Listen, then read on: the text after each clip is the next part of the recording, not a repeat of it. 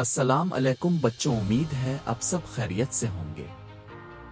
پیارے بچوں، یمن میں ایک قبیلہ آباد تھا جس کا سردار حاتم طائی تھا۔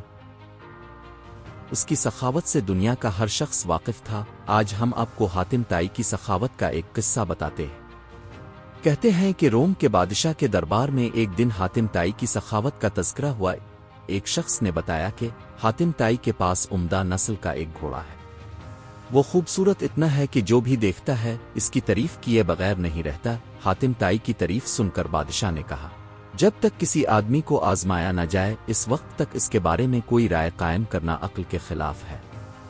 بادشاہ نے وزیر سے کہا کہ تم جاؤ اور حاتم طائی کی سخاوت کے بارے میں ہمیں معلومات فراہم کرو اور اس سے کوئی ایسی چیز طلب کرو جو اس کے لیے سب سے زیادہ عزیز اور سب سے زیادہ قیمتی ہو۔ اب اس سے اس کا تیز رفتار گھوڑا طلب کریں۔ بادشاہ کو درباری کی یہ بات پسند آئی۔ اس نے وزیر سے کہا کہ تم حاتم طائی کے پاس جاؤ اور اس سے اس کا گھوڑا مانگو۔ اگر وہ گھوڑے کا اثار کر دیتا ہے تو حاتم طائی یقیناً سخی ہے۔ وزیر اور بادشاہ کے درباری سفر طے کرتے ہوئے رات کے وقت حاتم طائی کے گھر پہنچے۔ جس وقت یہ لوگ وہاں پہنچے موسلا دھار بارش ہو رہی تھی۔ گھپ اندھیرے میں بادلوں کی گرج چمک ماحول کو خوفناک بنا رہی تھی۔ ایسے خراب موسم میں گھر سے نکلنا اور مہمانوں کے کھانے کا انتظام کرنا بڑا مشکل کام تھا، لیکن حاتم طائی نے میزبانی کا حق ادا کیا اور مہمانوں کی تواضع اور آرام و آسائش کا پورا انتظام کیا۔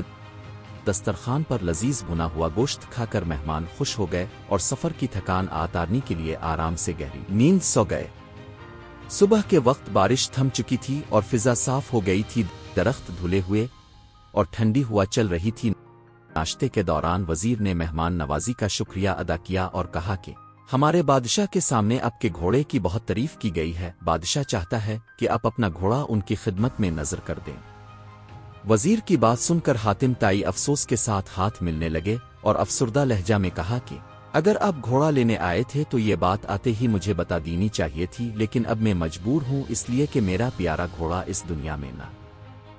پوری رات طوفانی بارش برستی رہی۔ میرے لیے ممکن نہیں تھا کہ اتنے سارے لوگوں کے کھانے کا انتظام کر سکوں۔ یہ بھی ممکن نہ تھا کہ گاؤں سے ضیافت کے لیے کوئی جانور منگوا سکتا، لہذا میں نے گھوڑے کو ہی ذبح کر دیا اور اس کا بھنا ہوا گوشت دسترخوان کی زینت بن گیا۔ وزیر حاتم طائی کی یہ بات سن کر حیران رہ گیا۔ بادشاہ کو جب یہ سارا واقعہ سنایا گیا تو بادشاہ نے بھی حاتم طائی کی سخاوت کی تعریف کی۔ امید ہے آپ نے کچھ نیا سیکھا ہوگا اور حاتم طائی سے متاثر ہو رہے ہوں گے۔ آج کے لیے بس یہی تھا۔ اللہ حافظ۔